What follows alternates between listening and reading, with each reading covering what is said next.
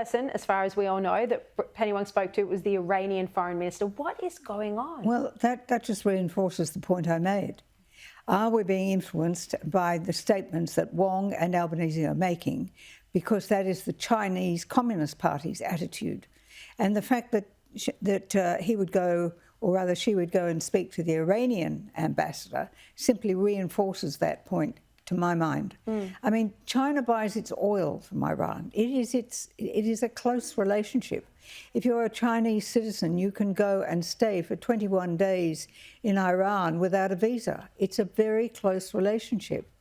And we've seen this government of ours, when we've had Chinese warships in our waters, when we've had members of our own defence forces misadventured or attacked, use whatever word you like, there was not a word of criticism. So I am very worried about the subversive way, perhaps that's too strong a word, but to me there's something going on that doesn't make sense. I agree, I completely agree. Hollie, what do you think about this? I agree with what Dave Sharma said, that Albanese and Penny Wong threw their foreign policy positions on our allies, including the derogatory way they often speak about President Trump. I mean, it's just meant that we're no longer given a seat at the table. Well, we're not relevant. And I think what Albanese and Wong and others' comments, Kevin Rudd, our ambassador to the United States, also has said about Donald Trump in the past, would probably not make us the higher priority for them to become best buds with. But I think what was interesting, and when you look at Prime Minister Carney, he hosted sort of the Tier 2 leaders about an hour and a half away from where the G7 was being hosted.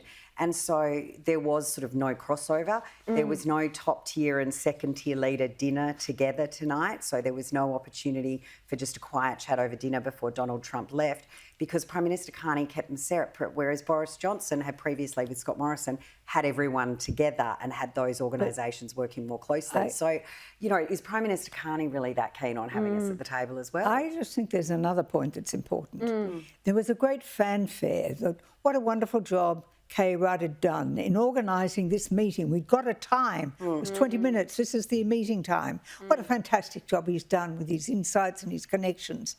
He actually went to Canada with the Prime Minister to hold his hand, which I just find amazing in terms of we have diplomatic relations in Canada, but there's Kay Rudd to hold his hand. Now, I have seen personally in the chamber that relationship between Kevin Rudd and Albanese over the years. Very close friends. Absolutely. And I remember Albanese hosting a dinner with a group of friends in a restaurant I was attending when they were planting the coup to get rid of, or to put Kevin Rudd back for the second time. Yeah. And so it's a close relationship. And I think Albanese depends on Kevin Rudd, but Kevin Rudd clearly hasn't got the connection. So what are the ramifications? Is there going to be a change in the representation we have in Washington over this?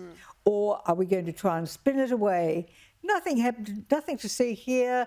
It's all, what are the words? It'll be Israel's fault again. Yes. Like everything else, it'll be Israel's fault. Yeah, of course, of course. The one glimmer of hope, though, was that it did sound in a way like Trump was backing in AUKUS, so he was at least nodding his head. Have a look. Yeah, we're proceeding with that. It's a really important deal to both of us. I think the president is doing a review. We did a review when we came into government, so that makes good sense to me. But it's a really important... We're very long-time partners and allies and friends, and we've become friends in a short period of time. So he didn't directly address AUKUS. He didn't disagree with the sentiment. But, I mean, I already spoke about this last week, Hollie. The president is using AUKUS as a bargaining tool to get Albanese to lift his defence spend. Oh, and, I've done a few other shows. I do Pete Stefanovic of Monday Morning and talking to Matt Thistlethwaite and him using the dollar figure. They keep talking about, but we're spending dollars here, because they cannot acknowledge it's a percentage of GDP. Out of step with everyone else. They're absolutely missing the point. They don't understand what the issue is, and yet they're still trying to spin it oh, but we're spending $10 billion here or we're spending $50 billion here. They're not spending They're it. not at all. And then Richard Marles is, oh, well, we need to know what we're going to spend it on. If anyone hasn't realised yet, defence is really a finance portfolio. You're not going down to the local Costco to see what bullets are on sale as Defence Minister. It's actually working with the brass to make sure that Australia has the right strategic responses in place. And, these guys clearly don't understand how it works. No, and we look so pathetic compared to a nation with courage and who's well equipped like Israel. Absolutely. Right, Hollie Hughes, Bronwyn Bishop, thank you both so much. Pleasure. Thanks, Sharri.